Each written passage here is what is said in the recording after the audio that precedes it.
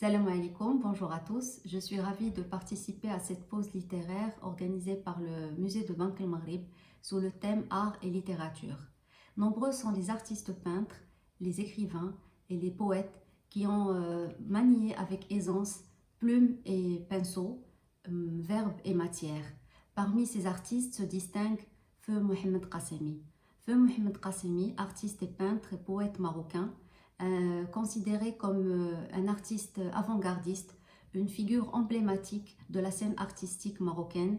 Il s'est distingué et a marqué des générations par son esprit libre, par son indépendance, par sa forte sensibilité et son engagement à l'égard de tout ce qui concerne les droits des hommes et leur dignité. Mohamed Qassemi, dans ses expressions, a démontré une forte sensibilité à l'égard de tout ce qui l'entoure et une forte écoute des mots de son époque. Ses toiles sont empreintes de mélancolie et ses textes, sa poésie, empreintes d'une touche de romantisme, comme un peu pour contourner la rage qu'il habitait et laisser entrevoir ou laisser éclater la lumière qu'il continuait à entrevoir malgré tout. Mohamed Qassemi a beaucoup utilisé le noir dans ses toiles. Et à propos du noir, il écrit « À Meknès est enterré le grand patron des Essaouas et leur confrérie s'y rendait tous les ans pour le Mouloud dans un moussem de danse.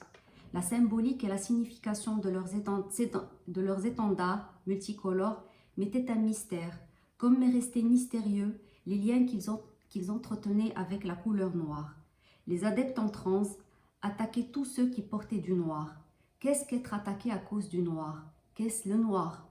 J'ai beaucoup questionné le noir dans ma peinture. On voit ainsi comment l'élégance du geste de l'artiste rejoint l'élégance de ses mots. Il écrit par ailleurs « Nul moment de répit dans cette allée sombre. Des arbres déjà calcinés de frayeur tombent sous le brouillard de minuit. » Qassemi s'est distingué dès son jeune âge par sa grande ouverture par rapport à toutes les pensées, par rapport à toutes les innovations. Il a en 1974 rencontré deux artistes irakiens, Shakir El-Hassan et Dia Azzaoui, qui utilisaient des fragments de textes d'autres écrivains dans leurs toiles. À son retour, Qassemi a innové, a commencé à intégrer dans ses propres toiles des fragments de ses propres poèmes et de ses propres textes. Beaucoup se sont intéressés à la biographie de Qassemi pour comprendre un peu l'univers et les sources d'inspiration de cet artiste qui a pu facilement émouvoir à travers ses créations, à travers ses œuvres, des publics différents, de divers horizons. Certains font remonter cela aux rues de Meknès, où Qassemi a vu le jour en 1942 et où il a grandi seul aux côtés de sa maman. Et certains disent que c'est aussi par rapport à ces différents périples et ces différents voyages, d'abord à Rabat, puis en France, et puis à travers plusieurs villes et plusieurs pays à l'international. Qassemi s'est éteint à Rabat en 2003. Il a laissé derrière lui un très grand patrimoine d'étoiles qui marquent l'histoire de l'art au Maroc. Certaines de ces toiles font partie de la collection du musée de Banque El Maghrib. Musée de Banque El Maghrib qui a d'ailleurs organisé en 2013 une exposition rétrospective en hommage à ce grand artiste et un ouvrage a été édité à l'occasion. L'ouvrage qui, pour les intéressés, est toujours disponible au niveau de la boutique du musée de Banque El Maghrib.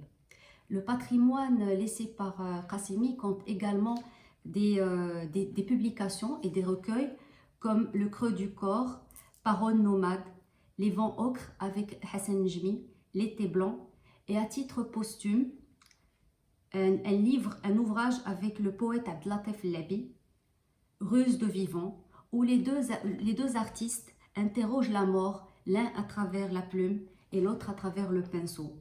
À ce propos, Labi écrit « L'écriture, la peinture sont là pour restituer un tel parcours et en manifester la trace. Ce livre n'en présente hélas que l'ébauche, l'ami ayant déposé son pinceau par mégarde en cours de route. Mohamed Qassemi avait réussi à traverser le mur de la lumière. » Je vous remercie.